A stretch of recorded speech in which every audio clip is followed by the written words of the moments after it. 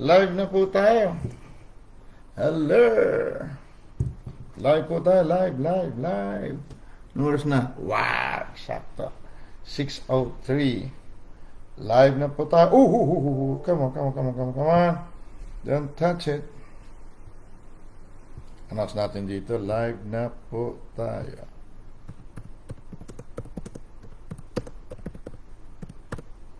Alright. Dito sa kabila. Sino kayo nandiyan?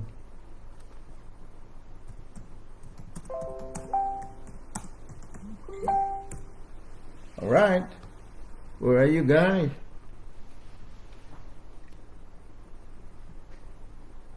Andiyan na, Ate Sheena namin. Good evening, Ate Sheena. Long time no see. Alright. Pakipasa na lang dyan ang ating pamagat, ang ating topic ngayon is I am your mind. Hallelujah. Rese kendere se yaraba yeberese yasi yaraba seke yandara se yasiki yaraba. Atin Rika, ano si Ate Rika namin? Busy yung taga Cavite. One pa tao. Okay. Buksan natin ating mga talata, guys. Punta tayo dito sa pasa mo na lang doon, Ate Joy May, sa youth. Ating link. Buksan natin. Dito tayo sa 1 Corinthians chapter 2.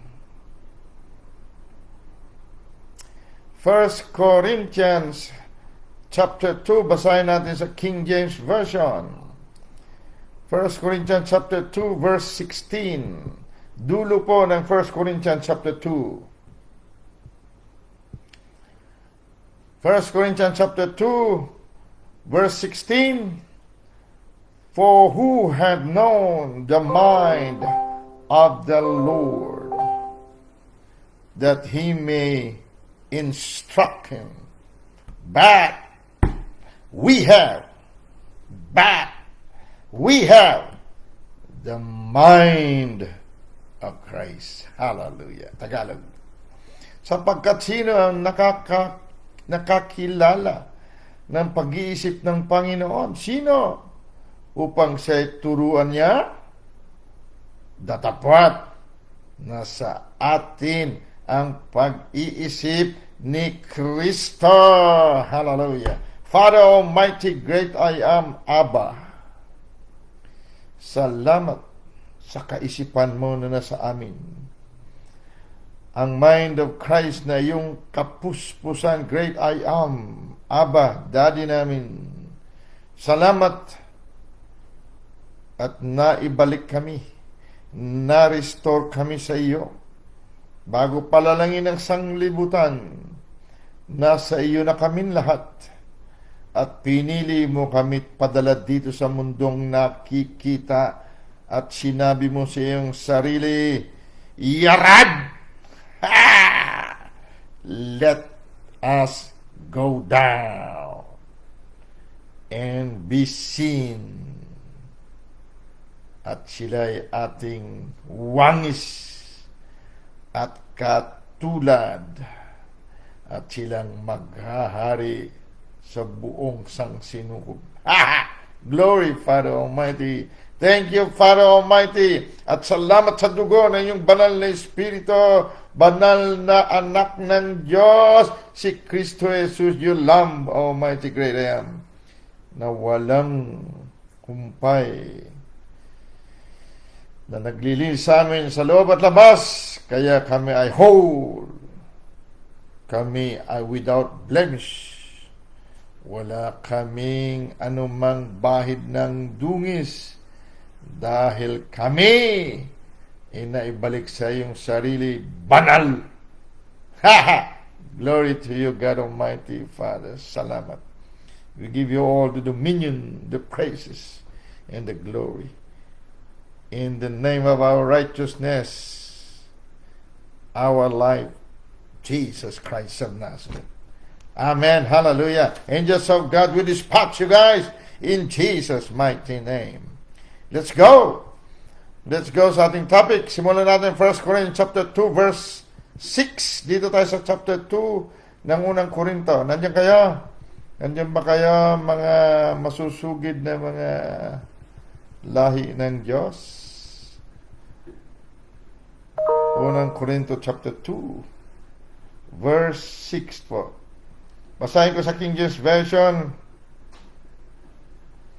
At tayo po ay magbulay-bulay at basahin din natin sa Tagalog. Umpisa natin sa verse 6. King James Version basahin natin. Tingnan natin kung sino ito. Ano ito? Andyan ba kayo? Sino nandyan? Oh, awan pa. Yan, meron na. Alright. 1 Corinthians chapter 2 verse 6.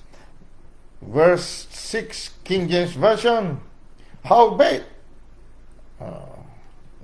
old English, we speak wisdom among them that are perfect. Oh, glory. Sa lagi po ang ating pagtuturo ay for the perfecting of the saints. Sa ikasasakdal ng mga banal. Randase. Howbeit we speak wisdom among them that are perfect, yet not the wisdom of this world, nor of the princes of this world that come to naught. Verse 7, but we speak the wisdom of God in a mystery,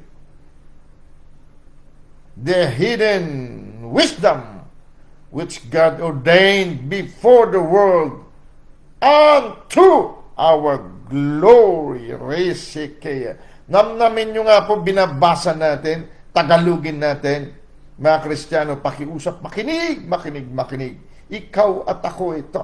Baka hindi pa natin naisip man lang kung sino tayo.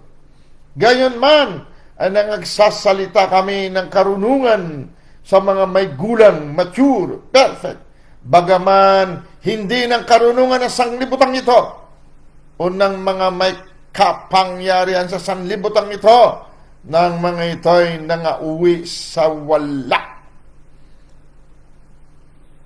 Sa Moffatt Translation, tinranslate niya ito, not the wisdom, sabi niya, hindi wisdom o karunungan ng prince of this world, the ruler of this world, ang namamahala kapangyarihan sa sanglibutan ito, that were dethroned, ang mga hari na pinalaya sa trono, pero patuloy na naghari-harian sa iyo at sa akin, kung hindi mo alam kung sino ka. Bakit sila nagpapatuloy naghahari sa sanglibutan at sa tao? Bakit? Dahil maraming anak ng Diyos, hindi nila alam na sila na ang nakaupo sa trono. Hindi na itong demonyo na ito. Okay? Verse 7. Kundi sinasalita namin ang karunungan ng Diyos sa hiwaga. Kaya kapatid, kapag karunungan na ng Diyos, kahit gaano ka man ka-genius, hindi mo ito makukuha. Patunayan natin mamaya. Dahil ito'y sinasalita sa hiwaga. Pero sa gabing ito, kapatid, hindi hiwaga ito sa iyo at sa akin. Bakit? We have the mind of Christ. Ang mind natin ay si ako nga, si I am. Dalang mind ni Christ ay kapuspusan ni I am ng Diyos na kataas-taasan.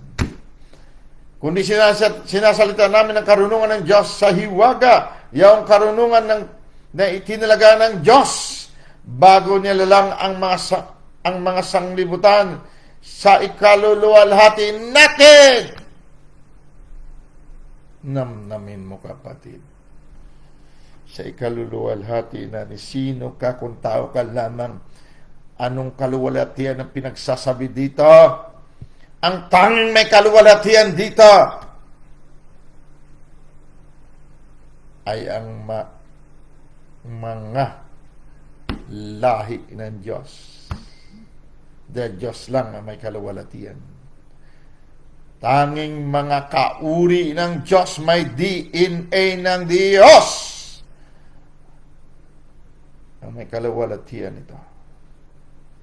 Kung hindi mo pa naapuhak man lang kung ano ang Kristyanismo, kapatid, panahon na. Unawain mo kung sino tayo. Kundi sinasalta namin ang karunungan ng Diyos sa hiwaga, yung karunungan na tinalaga ng Diyos, bago nilalang ang mga sanglibutan sa kaluluwalhati natin. Bakit sinasabi ito? Efeso 1:3-4. Pinili ka na ng Diyos bago pa itatag ang sanglibutan. Kaya ang kordero niya pinaslang na bago pa itatag ang sanglibutan. Bakit? He declares the end from the beginning. Bago niya simulan, tinapos niya pati ang espiritu mo, kapatid. Dahil pagdating dito sa lupa, alam ng Diyos. Hindi siya Diyos kundi niya alam na matutulog ang espiritu mo. Paglabas mo sa mundong ito, sa pamamagitan ni Adan at ni Eva, tulog na, patay na ang espiritu mo. Patay ka na. Ngunit dumating si Kristo Jesus. Namatay at bumangon na mag-uli, kasama ka! Ngunit hindi nawala. Nakapreserve ang kaluwalhatian na para sa iyo at sa akin. Bago pa itatag ang sanglibutan, na nung pinili tayo mula sa Kanya, siya ay kaluwalhatian, kapatid. Tandaan mo. Pinili ka mula sa Kanya. Tandaan mo yan. Hindi ka galing sa alabok. Galing ka sa Diyos na hindi nakikita. Dahil Hebreo 11:3, lahat ng nakikita galing sa hindi nakikita. Kung tao ka, mayroon kang figure, may tsura ka, may daliri ka, may tenga ka, sabi ng Panginoon, let us make man in our image. Ikaw yan, kapatid. Galing ka sa hindi nakikita na Diyos. Ang ulo mo si Kristo Jesus. Dahil ang buhay mo si Kristo. Si Jesus. Na larawan ng hindi nakikita na Diyos. Maging katawan ka niya ngayon. Kung siyang larawan, wangis ng hindi nakikitang Diyos, at siyang ulo ng katawan at ikaw ang katawan, buto at laman, hindi ba iisa kayo? Hindi ba't ikaw rin ang larawan ng hindi nakikitang Diyos? Napatunayan ba sa Genesis 1:26? Lalangin natin ang tao nating kawangis at katulad. Ngayon, unti-unti mo naunawaan sino ka. Tingnan natin sa verse 9. Okay, King James Version tayo ulit. Verse 8 tayo. Which none of the princes of this world knew. Itong wisdom, itong karunungan sa hiwaga, wala sino man sa kanila. Mga fallen angels. Si Satanas at ang hukbo niya. Walang isa man sa kanila na nakakaalam nito. Ng wisdom na ito. Ng karunungan na ito.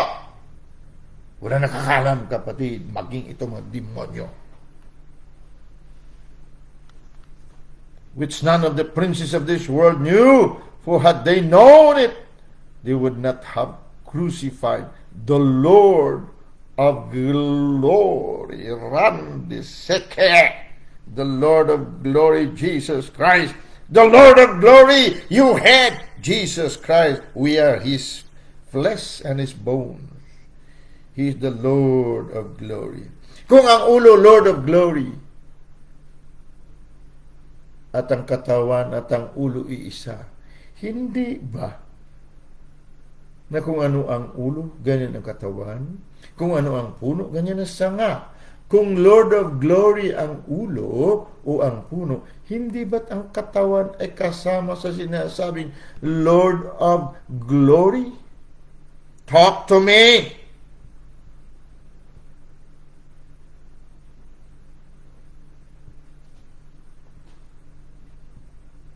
Na hindi napagkilala ng sino ang pinuno sa sanglibutang ito. Sapagkat kung nakilala sana nila ay ipinako sa krus ang Panginoon ng kaluwalhatian. Siya ay Panginoon ng kaluwalhatian. Ang ipinako. Sino yung ipinako? Hindi ba si Jesus? Ngayon, hindi ba't mayroon siyang buto at laman? Efeso 5:30. Ikaw at ako kung Kristiyano ka. Kapag Kristiyano ka, hindi ba't ang buhay mo Kristo? Kapag nahayag ang buhay mong Kristo, hindi ba't nahahayag din ang kaluwalhatian? Bakit? Ang ulo mo, ang ulo natin na si Yesu Kristo ay Panginoon ng kaluwalhatian. Siya ang boss ng kaluwalhatian. Ibig sabihin, pag sinabi niya, kaluwalhatian, lumabas ka, dumako ka ron. Siya ang nasusunod, siya ang Panginoon. Ngayon, may katawan siya. Hindi ba't ang authority ibinigay sa katawan? Sa mundong ito, ikaw ang may authority, kapatid. Ang ulo, ang sabi, ano man ang talian mo sa lupa, tatalian sa langit. Ano man pakawalan mo sa lupa, pakawalan sa langit. Sino magtatalit, magpakawala? Hindi ba ikaw? May karapatang kapakawalan ng kaluwalhatian. Bakit? Ang Lord, Panginoon ng glory na ulo mo, umaasa sa'yo dito sa mundong ibabaw. At sa mundong ibabaw na ito, ikaw ang Lord of glory. Karugtong ka ng ulo na nakaupo sa kanang kamay ng Ama, Chief Executive Officer, at nakaupo ka rin kasama doon. Ang sinasabi nakaupo sa kanan ng Ama ay posisyon, kanang kamay ng Diyos, tagapagpatupad ng kanyang kaluwalhatian. Ikaw ang tagapagpatupad, kapatid. Namnamin mo ito. Oh, hallelujah. Verse 9. Oh, Kristiyano, what is man that thou art mindful of him? Ano ang tao na puno ang yung kaisipan sa kanya? Your mind is full of him. Bakit? Dahil ikaw at ako, kapatid, ang inaasahan niya sa mundong nakikita. Hindi kumpleto ang Diyos kung wala siyang katawan sa mundong ito. Kaya ang fullness niya, ang kapuspusan niya, ay nahusto sa kanyang katawan, sa kanyang buto at laman. Ikaw at ako! Ano ang sinasabi ng mga demonyo na ito? Ano? Hindi ba tayo ang Lord of Glory? Talk to me. Verse 9, but as it is written, eye has not seen, no ear heard, neither have entered into the heart of man the things which God has prepared for them that love Him. Oh, hallelujah. Nakakalungkot sobra. Datapwat gaya ng nasusulat ang mga bagay na hindi nakikita ng mata at dinarinig ng tainga ni hindi pumasok sa puso ng tao. Tao lamang. Bumangon ka, sabi ng Diyos. Hatulan mo ang lupa para hindi ka mamatay katulad ng tao.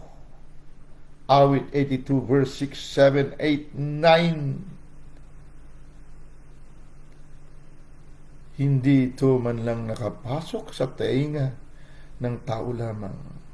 Kahit gaano kadami ang iyong diploma, kapatid, kung hindi mo matanggap ito, hindi makapasok sa iyo, kapatid. Kung sinasabi mo ikay tao lamang likas ng makasalanan, kaawa-awa ka sa maliit lang na demonyo sa mundong ito. Alam mo ba na ang COVID na yan, maliit na demonyo? Alam mo ba na may mga rangko ang demonyo, kapatid? Si Satanas mismo nangangatog sa iyo kung alam mo na ikaw ang Lord of Glory. Bakit? Si I am ang iyong kaisipan. Datapat gaya ng nasusulat ang mga bagay na hindi nakikita ng mata at ni narinig ng tainga, ni hindi pumasok sa puso ng tao. Anumang mga bagay na inihanda ng Diyos sa kanila, nangangagsiibig sa Kanya. Iniibig mo ba ang buhay mong Kristo, kapatid? Iniibig ba natin ang buhay nating I am? Kung iniibig natin, all things shall work together for our good. Why? Because we love God. God is our life. Mahal ba natin ating buhay na si Kristo nakapuspusan ni I am? Then papasok sa ating mga tainga ito. Makikita ng ating mga mata ang mga bagay na ito. Then nagsiibig tayo sa Kanya na ating buhay. At inihanda ng Diyos bago palalangin ng sanglibutan ang kaluwalhatian. Napakakawalan mo, kapatid. Dahil ikaw ang boss ng kaluwalhatian sa mundong ito. Baka hindi mo pa narinig. Ulitin ko. Ang ulo at ang katawan iisa. Ang ulo ay Panginoon ng kaluwalhatian, Lord of glory. Pero hindi pwedeng ulo walang katawan. May katawan siya. Ang katawan niya ang nakikita sa mundong ito. Dito sa mundong ito, kapatid, kailangan ng kaluwalhatian. Dahil dito lamang takot ang demonyo. Doon sa langit, pag namatay tayo at pumunta na tayo doon, hindi mo na kailangan ng kaluwalhatian doon, kapatid. Dito kailangan. Dito ang liwanag kailangan. Kaya sinabi ni Kristo, I am the light of this world. Tapos sinabi niya, you are the light of this world. Ang light po doon kaluwalhatian ng Diyos. Verse 11. For what man knoweth the things of man, save the spirit of man which is in him? Even so the things of God knoweth no man, but the Spirit of God. Kapatid, alam mo ba na ikaw espiritu na? Dahil ang buhay mo si Kristo na. Hindi bagat si Kristo ay espiritu? At si Kristo kapuspusan ng banal na espiritu? Si Kristo ay kapuspusan ni ako nga ni I am? Hindi ba't ikaw ang templo ng banal na espiritu? Hindi ba't ikaw ang tahanan ng buhay na Diyos? Dahil ang buhay mo si Kristo. Ngayon sasabihin mo, tao ka lamang, papatayin ka na malit na demonyo, kapatid. Hindi mo kakayanin ang mga dating anghel na ito, kapatid. Hindi mo kakayanin. Kung ganyan pagkaunawa mo. Umasa ka sa Diyos, lumuhod ka maghapon, nailigtas ka ng Diyos. No! A billion times, no! Doon yun noon! Nung wala pang buhay, Kristo ang tao. Kaya tinuro ng Panginoon sa kanyang mga disipulo, Our Father which art in heaven, hallowed be thy name, thy kingdom come on earth, thy kingdom come on earth. Dumating sana ang iyong kaharian sa lupa, katulad ng sa langit. Iadya mo kami sa masama. Noon yun, kapatid. Ngunit ngayon, hindi lamang may buhay Kristo ka, may buhay ako nga, may buhay Diyos. May kaisipan ka ni Kristo Jesus, kaya naunawaan mo ito. Ikaw at ako ito. Sapagkat sino sa mga tao ang nakakakilala ng mga bagay ng tao, kundi ang espiritu ng tao na nasa kanya. Gayon din naman, ang mga bagay ng Diyos ay hindi nakikilala ng sino man, maliban na ng espiritu ng Diyos. Kung ikaw ang tahanan, templo ng espiritong banal na Diyos, at ang iyong kaisipan ay kaisipan ng espiritong banal na Diyos na si Kristo, at ang iyong buhay si Kristo, hindi ba kayo iisa? Kung iisa tayo sa Espiritu ng Diyos, hindi ba't naunawaan natin ito? Kaya maraming hindi tumatanggap ng ganitong turo, kapatid, dahil binulag sila ng Diyos ng sanglibutang ito. Ipipilit at ipipilit nila ang alam nilang tradisyonal na pagkaalam. Hanggang sa maya-maya, ayan na. Umatake ang malit na demonyo Ano nangyari? Hindi ba tinuutosan natin lahat ng demonyo? Hindi ba? Kaya pag pinakawalan natin kaluwalat at pinatong natin kamay natin sa may sakit, hindi ba gumagaling sila? Hindi ba't sinabi sa Juan 1:13, 12 hanggang 13, na hindi tayo nabubuhay sa dugo, kundi sa Espiritu ng Diyos? Kaya ang sabi sa Marcos 16:18, mapakain man tayo ng lason, uminom man tayo ng lason, hindi tayo maano. Bakit? Ang COVID na ito, kapatid, may dumarating. Next month daw, magsisimula na magturukan dyan sa Pilipinas ng vaccine. Alam mo ba kung anong vaccine? Maring hindi lahat ng vaccine. Ngunit alam mo ba, 1989 pa, narinig ko isang scientifico na noon pa nila na perpekto ang microchip, tinuturok sa vaccine. Pag lumabas ang kanilang mga opisyal sa Amerika, tinuturokan nila na vaccination. Hindi alam ng doktor mismo na tinuturok niya ang microchip at pupunta dito.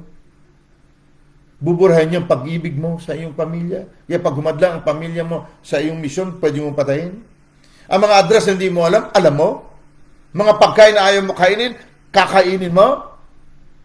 Pag ayaw mo sumunod, bibigyan ka ng sakit, mamamatay ka. Ngayon na perfecto na nila, kapatid. Baka hindi nyo pa alam. Ang microchip na ito may kasama na lahat ng iyong sakit kaya niyang pagalingin. Ngunit gawin kanyang robot, tawag nila mind control. Ang gusto nila ipapatay, papatay sa'yo. Lahat ng address na hindi mo alam mo. Baka hindi mo alam na perfect na nila. Ngunit papainom ka man ng vaccine. Uminom ka, magpaturok ka, mga kapatid, kung kilala mo kung sino ka, hindi ka maaano. Yan ang sinabi ni Kristo dahil alam niya darating ang panahon na ito. Basahin Mark 16:18 at 1:12-13. Ito, pinatunayan dito.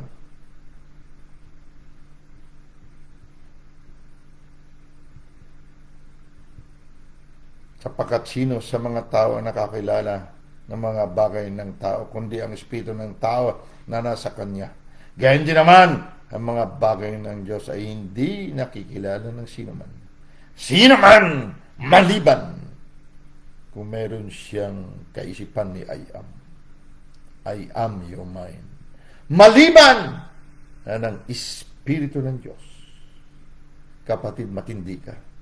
Baka hindi mo pa alam. Verse 12, now we have received not the spirit of this world. Now we have received, natanggap na. Not the spirit of the world, but the spirit which is of God, that we might know the things that are freely given to us of God. Kapatid, sa mga Bible study ninyo, pakiusap. Huwag kang pumayag ng dati pa rin alam mo. Huwag. Mabubulok ka sa mundong ito, kapatid. Magagaya ka sa kanila. Matalino, sikat, kilala. Masaya ka naman, kilala ka, pinakikinggan ka. Di ba? Idol ka nila, pero pare-pareho kayong pinipitik-pitik na malit na demonyo. Hindi pwede yan, kapatid. Basahin mo sa Tagalog. Ngunit ating tinanggap, hindi tatanggapin pa lang, kapatid. Ating tinanggap, sabihin mo, tinanggap ko na. Hindi ang espiritu ng sanglibutan, kundi ang espiritong mula sa Diyos. Kung espiritu mula sa Diyos, Diyos ito, kapatid. Diyos! Ito ang buhay na Diyos na nananahan sa iyo at sa akin. Upang ating mapagkilala ang mga bagay na sa atin ay ibinigay na walang bayad ng Diyos. Ngunit binayaran ng kanyang buhay sa krus. May nagtanong sa atin, bakit kailangan pabayaan ni Kristo Jesus? Pwede naman daw niya patawarin ang buong mundo. Bakit pinatawag ng Diyos ang tao? Bakit kailangan pa ibigay ang bugtong niyang anak? Kaya hindi totoo yan, sabi niya. Hindi niya naunawaan na ang Diyos po matapat. Hindi po siya basta. Hindi po siya basta. At never siya sasalungat sa kanya sinabi, let us make man in our image after our likeness. But this man became sinner. Naging makasalanan ang kanyang wangis, ang kanyang katulad, ang kanyang larawan, ang kanyang sarili sa mundong ito. Para maibalik sa kanyang sarili, ang kanyang sarili na nakikita sa mundo, kailangan niya tubusin, kapatid. Dahil nakabayaran ng kasalanan ay kamatayan, hindi nila napag-unawa. Ganong katapat ang Diyos. Kaya sabi niya, ako ito.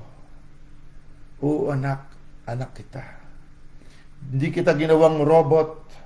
Binigyan kita ng free will. Binigyan kita ng kalayaan magdesisyon. Ang sabi ko sa iyo, huwag mo kainin ang prutas na yan. Sa oras na kinain mo, mamamatay ka, anak. Natutulog yung kamatayan dyan sa prutas na yan. Huwag na huwag mong gisingin. Ang tanging makagising kay kamatayan ng panahon na yon, si Adan lang, kapatid. Tanging si Adan na wangis at katulad ng Diyos. Walang iba. Winarningan siya ng Diyos dahil siya at ang Diyos ay isa. Ngunit nagdesisyon si Lolo Adan, kinain niya. Walang magawa ang Diyos. Dahil nangyari ang pagkakasala na nakita na rin ng Diyos bago palalangin ng sanglibutan, kaya pinaslang niya ang kanyang kordero bago palalangin ng sanglibutan. Sabi niya, okay lang anak. Pinaslang ko na sarili ko bago palalangin ng sanglibutan para sa iyo. Darating ang araw, magkakatawang tao ako, may dugo upang ibuhos kong banal kong dugo para sa iyo. Dahil kung walang pagtagas ng dugo, walang pagtutubos, anak. Magkakatawang tao ako, tumulo ang pawis ng may dugo doon sa bundok, sa garden ng Gethsemane. Sabi ng nagkatawang taong Diyos, Ama! Sana wag sana. Dahil nakikita niya kung gaano katindi ang dadanasin niya. Ngunit sabi ng Panginoon, hindi ang gusto ko. Dahil nasa katawan ako, alam mo, Ama, pag nasa katawan, ganito pala. Sa unang pagkakataon, naranasan ng Diyos kung ano ang buhay sa katawan. Sumigaw si Jesus, not my will, but thy will. Kung hindi nagkatawang tao ang Diyos, kapatid, hindi niya alam. Tinukso siya lahat ng uri ng tukso. Hindi nga lang siya nagkasala. Kaya pag lumapit tayo sa Panginoon, huwag mong sabihin, hindi niya kaya patawarin ang mga ginawa nating pagtalima sa tukso. Dahil siya din tinukso. Hindi nga lang siya nagkasala. Hindi siya bumigay. Kaya alam niya lahat ng tukso nakalagay sa Hebrew. Nagkatawang tao ang Diyos para malaman niya ganito pala ang katawan. Ama, matindi pala. Iniisip ko pala kung ano mangyari sa krus. Parang ayaw ko na. Sana alisin mo ang sarong ito. Pumatak ang pawis matindi. May halong dugo. Pumatak sa garden ng Gethsemane. Unang patak ng dugo ni Jesus, ang una niyang tinubos, ang iyong garden, kapatid. Ang iyong paraiso.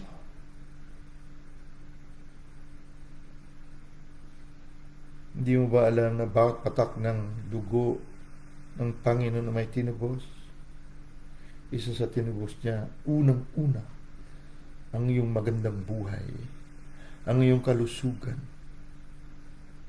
ang iyong kapayapaan. Sabi niya, ang kapayapaan ko, binibigay ko sa iyo. Hindi kapayapaan ng sanglibutan, kundi kapayapaan. Verse 13, ang mga bagay na ito ay atin namang sinasalita, hindi sa mga salitang tinuro ng karunungan ng tao, kundi sa itinuturo ng Espiritu, na iniwawangis natin ang mga bagay na ayon sa Espiritu, sa mga pananalitang ayon sa Espiritu. Kapatid, ang pananalita mo, ayusin natin. Dahil ayon sa salita, nakikita at naririnig ang Diyos. Death and life are in the power of our tongue, kapatid. Proverbs 18:21. Which things also we speak, not in the words which man's wisdom teaches, but which the Holy Ghost teaches, comparing spiritual things with spiritual. Lahat ng sinasabi natin mula sa puso, kapatid, espiritu yan. Tandaan mo, sinasabi ng espiritu ay Diyos. Kung ano man ang paniniwala natin sa loob, ganyan tayo. At kung ano ang ating paniniwala, kapatid, yan ang Diyos natin. Pag lumapit ka sa Diyos na totoo, Kristiyano ka, may buhay, Kristo ka, at sasabihin mo, Ama, may sakit po ako. Diyos yan, kapatid, ang sinabi mo. Comparing spiritual things with spiritual. Ikumpara ang mga spiritual na bagay sa spiritual. Ang sinabi mong may sakit ako, spiritual yan, kapatid. Diyos yan. Papatayin ka ng Diyos na yan, kapatid. Dahil sinabi ng spiritual, pinagaling ka na! Pag yan din ang naging paniniwala natin, spiritual din yan, kapatid. Diyos din yan. Walang sino mang Diyos na kaya kang hadlangan kapag yan ang paniniwala mo. Sigurado walang mintis, gagaling ka. Ngunit pag sinabi mong may sakit ka, Diyos din yan, kapatid. Tandaan mo, huwag mong hanapin ng Diyos. Kung anong paniniwala mo, yan ang Diyos mo. Huwag ka mag-uumiyak sa Diyos! Dahil ang paniniwala mo mismo ay Diyos. Pag sinabi mong may sakit ka, ang kataas-taasang Diyos, hindi ka kayang pigilin mamatay sa sakit. Bakit? As you believe, it shall be done unto you. Si Jesus ang nagsabi niyan. Kung anong iniisip mo sa loob mo, ganyan ka. Batas yan, kapatid. So, comparing spiritual things with spiritual.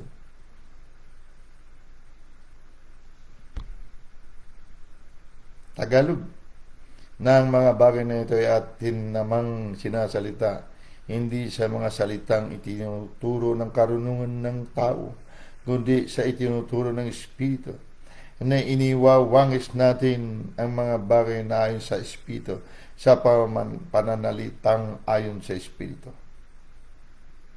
Iyan ang pagkasabi sa Tagalog.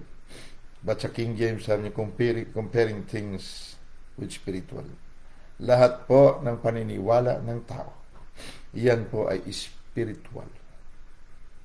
Dahil may batas po. Walang nakikita na hindi galing sa hindi nakikita o spiritual. Kaya kung gusto mong maghirap, walang kaproblema, kapatid. Ang paniniwala na mahirap ang buhay ay Diyos. At walang sino mang Diyos ang pwedeng pumigil para maghirap ka. Pag umibig ka ng mali, kapatid, ang puso natin na umiibig ng mali, hindi kayang pigilin ni numan Dahil ang pag-ibig na yan, mali man o tama, ay Diyos. Kapag nasawi tayo sa pag-ibig, huwag kang umiyak sa Diyos. Bakit? Patuloy ang kasawian mo. Dahil ang umiiyak sa Diyos na hindi siya makamove on, Diyos yan. At ang Diyos na yan, na hindi ka makamove on, papatayin ka. Ulitin ko. Pati iyak natin sa Diyos. Hindi ako makamove on! Diyos yan, kapatid. Yan ang tunay na Diyos mo. Hindi ka makamove on. Ang selos, kapatid, ay Diyos. Baka hindi mo alam. Espiritu yan na pumapatay. Sobra kitang mahal. Pero pag niloko mo ako, papatayin kita. Yan ang Diyos mo. Yan sinasabing pag-ibig. Mahal na mahal mo pala, ba't papatayin mo? Dahil maling pagmamahal. Nagets mo? Sorry. Kung makaligaw ka, ganun-ganun na lang eh. Ha? Lahat ng pambobola ginagawa, nangungutang ka pa nga eh. Para ibili kunyari para sa kanya eh. Ito na, nakuha mo na. Ha? Ano nangyari? Sinapak-sapak mo. Kapatid, please. Mga babae, pakiusap. Kayo ang mahihina ang katawan. Kayang-kaya ka sa paksapakin ng mga lalaki. Pakiusap.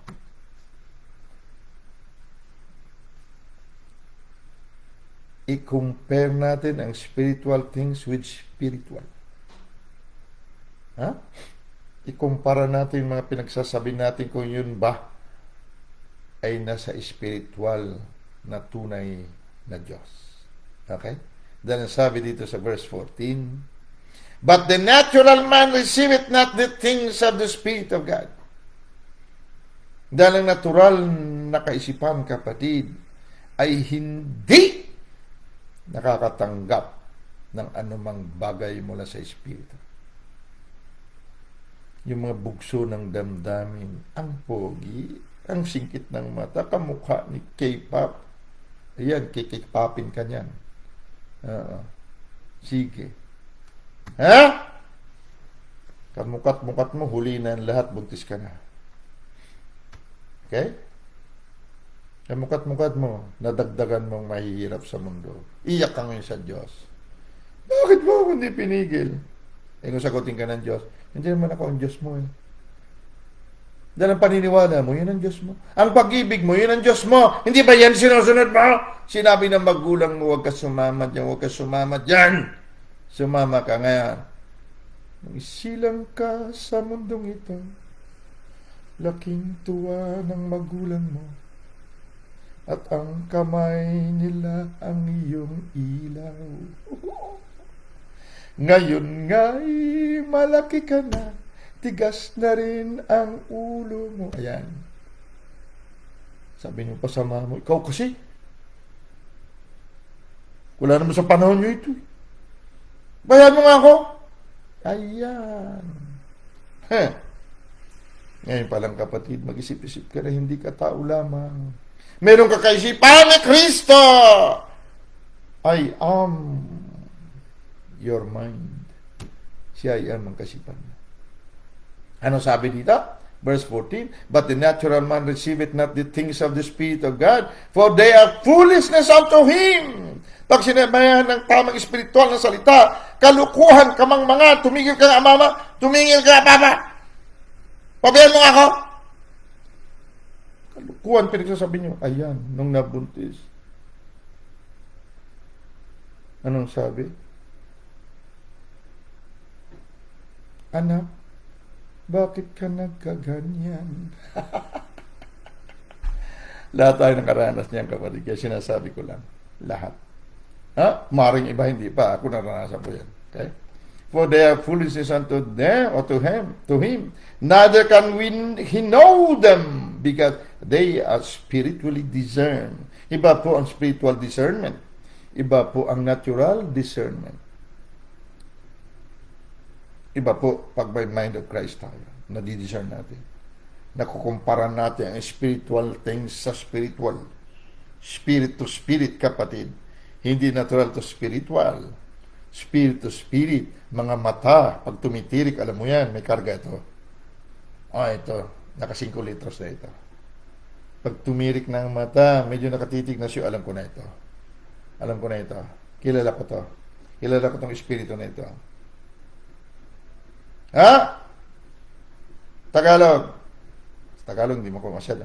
Ngunit ang taong ayon sa laman ay hindi tumatanggap ng mga bagay ng Espiritu ng Diyos, sapagkat ang mga ito ay kamangmangan sa Kanya.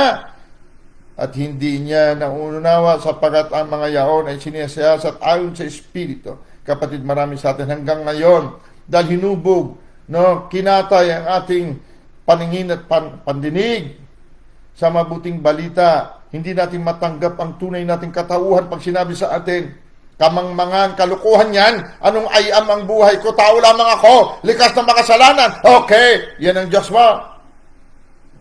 Huwag ka umiyak sa Diyos na tunay pag sinakmal ka ng Diyos mo. Dahil ang kabayaran ng kamatayan, kapatid, ay kasalanan. Ang kabayaran ng kasalanan ay kamatayan. Ang boss ng kasalanan, kamatayan. Pag sinabi mo, likas ka pa rin makasalanan, para mo sinabi, kamatayan, ikaw ang boss ko. Gawin mo lahat ng gusto mo. Ha? Ayaw maniwala na ikay binanal na. Unang Korintos 6:11. Binanal ka na, kapatid. Ayaw pa paniwalaan, bahala ka. Buntot mo, hila mo. Verse 15, ngunit ang sa Espiritu ay nagsisiyasat sa lahat ng mga bagay. Pag may spiritual things tayo, pag nagagamit natin ang ating kaisipang Kristo, kapatid, hindi ka magkakamali. Pati mga manliligaw mo, pati yung pupugi-pugi sa'yo, babait-bait siya, alam mo, mahusgahan mo, teka. Mukhang sanay na ako rito, Mukhang ito na yung lumapit sa akin noon, Nakaliman na ako, Pang-anim pa ito, sandali, mukhang kilala na kita, Yang sweet, ang ganda-gandang lalaki. Ang dami pang regalo, ang bait-bait, sabi ko sa iyo. Hindi mo na-discern, hindi mo na-siyasat. Tapos ka uli. Hindi ba? Kaya sabi nung sa babae sa balon, nakalimang asawa, nadilat ang mata, nakilala niya si Wisdom, ang Lord. Ngunit ang sa Espiritu ay nagsisiya sa lahat ng mga bagay. Hindi ka pwede magkakamali, kapatid. Hindi. Lalo na pag-ibig, hindi pwede. Trabaho, akala mo, may trabaho ka, patutuo ka pa. Ang bait-bait talaga ng Diyos. Bait-bait talaga ng Diyos. Bakit? May trabaho na ako, binigyan niya na akong trabaho. Okay. Bigay pala ng Diyos ang trabaho na yun bakit hindi ka na nakakadalo sa church? May busy ako, pastor. Okay. So, ibig sabihin, binigyan ka pala ng Diyos ng trabaho para hindi ka na makadalo. Para mawala ka ng panahon sa Kanya. Yun pala, Diyos pala yun. Pagpapala pa rin kaya nagpatutuo ka doon sa pulpito. Kaya buti-buti ng Diyos. Hindi ka na nakakadalo. Ikaw pa naman sana magtuturo ng Bible study. Asan ka na? Titext ka, hindi ako pwede, pastor, hindi na ako pwede. Bakit busy na ako? Mapupuno pa naman ako dito. Bukas makalawa, kapatid. Huwag na umiyak, huwag ka umiyak. Dahil paniniwala mo yan, Diyos mo yan. Hindi nabubuhay ang tao sa tinapay lamang, tandaan mo. Pag sa tinapay lamang nabubuhay ang tao, ibig sabihin kamatayan niya, kapatid. Please. Hindi tayo nabubuhay sa dugo, kapatid. Nabubuhay tayo sa Espiritu. Baka hindi mo alam. Maging wise tayo. Pati sa trabaho, pati sa promosyon, kapatid. Maging wise tayo. Hindi basta may trabaho, trabahuin mo. Kailangan gamitin mo itong verse 16. Sapagkat sino ang nakakakilala ng pag-iisip ng Panginoon upang siya'y turuan niya? Walang makakapagturo siyang mali o tama. Dahil ang kaisipan ni Kristo ay mabuti at pawang mabuti. Kaya alam niya agad. Natandaan ko ang training ng mga CIA sa Amerika. Bago sila ipadala sa labas, mayroon silang training 6 months. Isa sa mga training, ay bibigyan sila ng isang paldong papel na pera, dolyar. 6 na buwan nila hihipuin ang original na pera. 6 months hinihipo. Kaya ang tax, the sense of tax, very, very important. Hipuin nila, bilangin, hipo ng hipo. 6 months. Final exam, bago sila palabasin. Ang isang paldon, dolyar, lalagyan ng isang peke na pera. Pareho ang itsura. Walang tingin-tingin. Hipuin nila ang isang paldo ng dolyar na mayroong nakasingit na peke. Pag nahugot nila yung peke, pasado siya. Huwag mo alamin ang peke, kapatid. Alamin mo ang totoo, ang original. At ang lahat ng peke, kayang-kaya mong kilalanin. Kilalanin mo ang buhay mo kung sino ka. Ang buhay mo, Kristo. Hindi peke. Ang buhay nating si I am ang alam ang lahat ng bagay. Kapag hindi sang-ayon sa buhay mong Diyos, alam mo agad, hindi para sa iyo yan. Basahin mo. Ngunit ang sa Espiritu ay nagsisiyasat sa lahat ng mga bagay. At siya ay hindi sinisiyasat nino man. Ibig sabihin, hindi siya kayang siyasatin ng tao lamang. Bakit? Meron siyang kaisipan ni I am, ni Kristo. Matindi ka, kapatid. Kung malaman lang sana natin kung sino tayo. At anong kaisipan meron tayo. Hindi tayo kaya nilangin ng anumang bagay.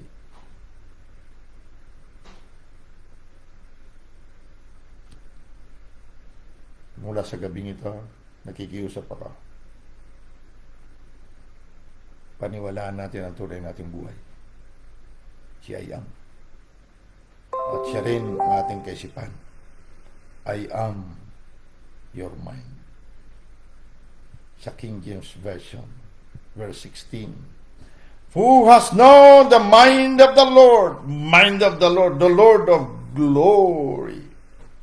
Na yung ulo, ikaw katawan. Mind of the Lord. That he may instruct him. Speaking of the natural man. Sino siya para linlangin ka at lukuin ka, husgahan ka, papaniwalain sa kanya? Mahal na mahal kita, baby. Hehehe! Kilala ko ang boses na yan. May mind of Christ ako. May mind ako ni I am.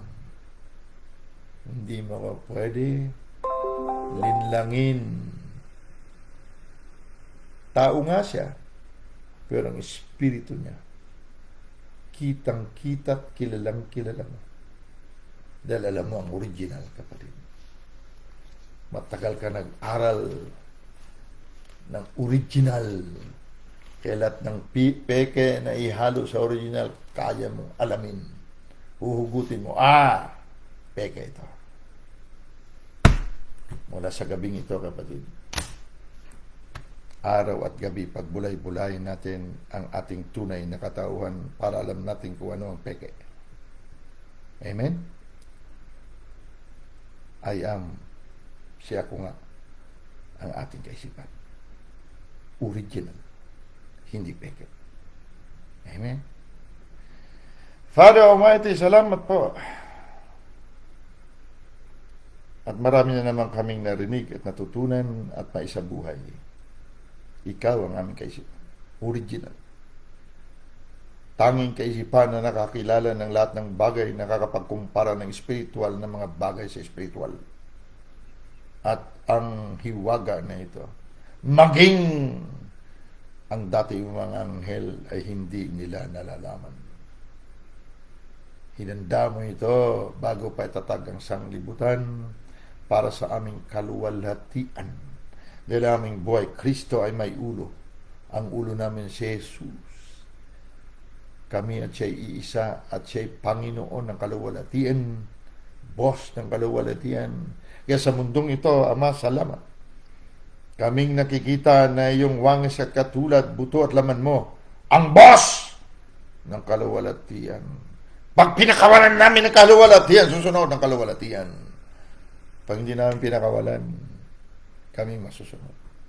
Ano man talian namin sa lupa, tatalian sa langit. Ano man pakawalan namin sa lupa, pakawalan sa langit. Dahil ang aming kaisipan, ang aming bibig, ang aming salita, ang aming buhay ay ikaw ayam. Salamat po, Ama. At ang DNA mo, walang humpay na nanalaitay sa aming kabuuan. Salamat kay Dayang, Aba, Daddy. We give you all the glory and the honor tonight and every day of our lives. Dahil nakikita ka sa pamamagitan namin. Sa ngalan ng aming buhay, aming katuwiran na si Kristo Jesus Ama, we say, we bless you, and we love you. Amen. Guys, you are blessed. Tandaan mo kung sino ka. Reviewin mo ang video na ito. Marami ka pa rin mapupulot na revelation. Angels of God, thank you guys. We dispatch you again. Go forth, guys, in Jesus' mighty name. Guys, I have to go. So sana paalala natin sa bawat isa. Ituro nyo sa inyong mga kamag-anakan. Dahil minamana natin ang kaalaman. Ang kamalayan. Walang sakit na minamana. Kaya may minamanang sakit. Dahil kung anong kaisipan ng may sakit, yan din ang kaisipan mo. Huwag mo manahin ang kaisipan nila. Ang kaisipan ng Diyos ang patuloy nating itaguyod. Dahil sa kaisipan ng Diyos, kaisipan ni Ayam, kaisipan ni Kristo, wala pong good and evil. Only good and very good. Amen? Good night, guys. I have to go. I love you.